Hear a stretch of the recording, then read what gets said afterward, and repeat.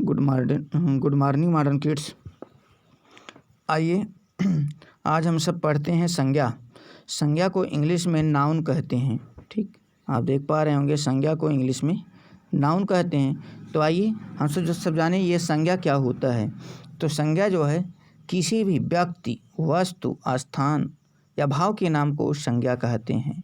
ठीक, व्यक्ति, वस्तु, स्थान, भाव के नाम को संज्ञा कहते हैं।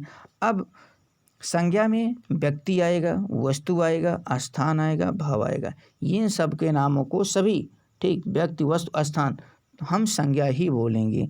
अब जैसे व्यक्ति में जान लीजिए किसी व्यक्ति का नाम है, जैसे मान लीजिए पंडित जवाहरलाल नेहरू, रमेश। ठीक, स्थान में दिल्ली, मुंबई। वस्तु में आप पंखा, पेन, ये सब। भाव का मतलब जैसे ईमानदारी, ठीक, बेईमानी, ये भाव हो गया।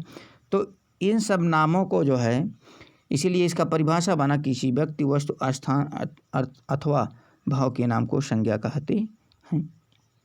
तो हम आशा करते हैं कि आप समझ गए होंगे। तो आइए, ये संज्ञा जो है विकारी होता है।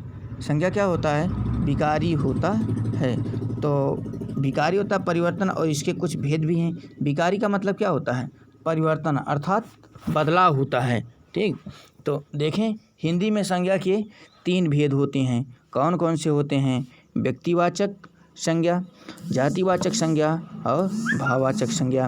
व्यक्तिवाचक संज्ञा को कहते हैं प्रॉपर नाउन, और जातिवाचक संज्ञा को कहेंगे कॉमन नाउन। ठीक, और भाववाचक संज्ञा को कहते हैं एब्स्ट्रैक्ट नाउन। तो व्यक्तिवाचक संज्ञा जिस संज्ञा से किसी विशेष व्यक्ति, विशेष स्थान अथवा विशेष वस्तु का बोध हो, उसे ही व्यक्तिवाचक संज्ञा कहते हैं। व्यक्तिवाचक में यही जानिए, अगर परिभाषा पूछा जाए कि जिस संज्ञा से किसी विशेष व्यक्ति, विशेष वस्तु, विशेष स्थान, कुल मिलाकर के सब में जो है, जो भी ऊपर वाला परिभाषा पढ़े थे उसमें विशेष लग जा रहा है, तो बस ये व्यक्तिवाचक संज्ञा का परिभाषा हुआ। तो आइए कुछ जाने, जैसे यमुना है। यमुना ये आपका व्यक्तिवाचक संज्ञा है।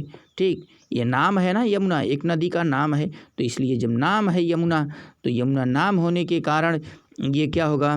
ये व्यक्तिवाचक संज्ञा होगी। फिर इसके बाद बात करते हैं हिमालय।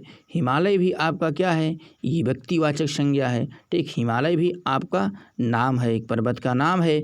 दिल्ली भी आपका व्यक्तिवाचक संज्ञा है कि नहीं? लेकिन है स्थानवाचक। व्यक्तिवाचक में स्थानवाचक है, लेकिन है तो व्यक्ति ही वाचक। इसी तरह आप समझ सकते हैं। आइए बात करते हैं अब जातिवाचक संज्ञा। जिस संज्ञा से किसी एक जाति, इसमें क्या है? एक जाति का बोध हो। ठीक, जिस संज्ञा से किसी एक जाति के सभी पदार्थों अथवा प्राणियों का बोध हो, सभी पदार्थों अथवा प्राणियों का बोध हो, उसे ही जातिवाचक संज्ञा कहते हैं।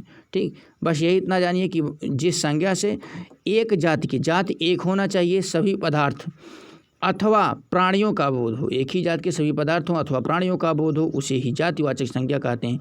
जैसे बालिका, मोर, घोड़ा, नगर, पुस्तक, महिला आदि। ठीक, ये आपका जातिवाचक संज्ञा है। आइए बात करते हैं भाववाचक संज्ञा। भाववाचक संज्ञा किसे कहते हैं? जिस संज्ञा से किसी के गुण, दोष, भाव अथवा दशा का बोध हो, उसे ही भाववाचक संज्ञा कहते हैं। भाववाचक संज्ञा में बचपन, मधुरता, सत्य, सुंदरता, ठीक, यहाँ तक है। चलिए फिर इसके आगे हम बात करते हैं। Thank you.